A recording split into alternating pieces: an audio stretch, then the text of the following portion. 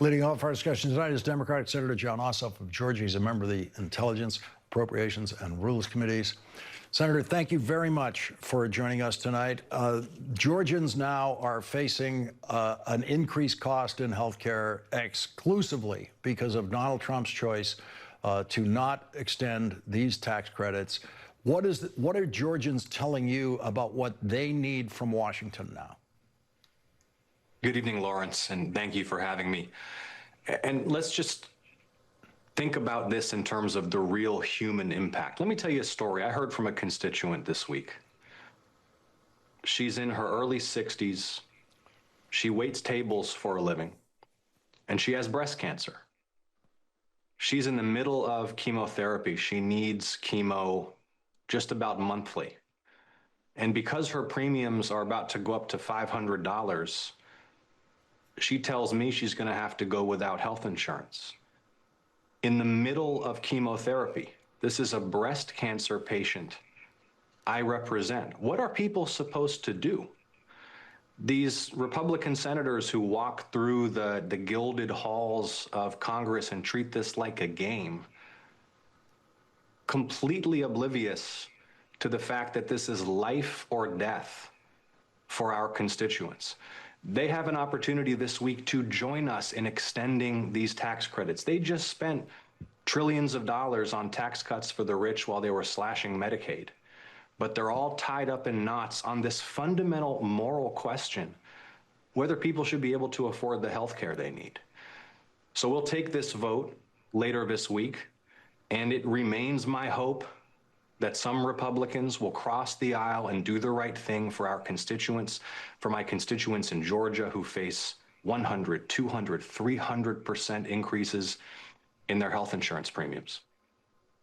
You know, one of the things about a vote like this in the Senate historically has been if you think it's not going to pass the House of Representatives, it's kind of a free vote. You know, you as a Republican senator, you can just vote for it and don't worry about having to deal with whether or not it becomes law, because it won't get anywhere in the House. And so I'm wondering to what extent some Republican senators might see it that way, might join you, and you might be able to get this thing through the Senate and sent to the House, where then a new pressure campaign would take place. We will see very soon, and they'll have to go on record. But this is so much deeper than the politics. Mm-hmm. And what does it say about the moral condition of this Congress that the thing that has them all tied up in knots is a very simple question? Should people's health insurance premiums go up, double or triple? This is a policy choice. This is something that we as senators have the power to prevent by casting a vote. This is something members of the House have the power to prevent by casting a vote. They don't have to throw my constituent with breast cancer off of her health insurance in the middle of chemotherapy. They don't have to throw 500,000 Georgians and millions of Americans off of their health insurance. They don't have to make life even more unaffordable for all of those Americans who are already paying more for groceries because of these tariffs, or who are losing their jobs because small businesses are in crisis. This is a policy choice, and it is such a straightforward moral question. So do I believe that enough Republicans will join us to advance this through the Senate? I can't say right now that I'm optimistic, but rest assured that every conversation I can have between now and those votes with those Republican colleagues, I'll be telling the stories of my constituents who stand to lose so much, who stand to lose financial security, and who potentially stand to lose their lives.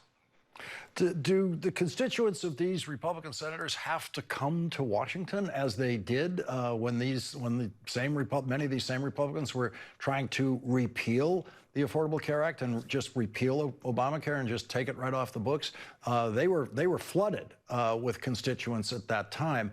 And is that the only way to get them to try to find their way to the right vote here?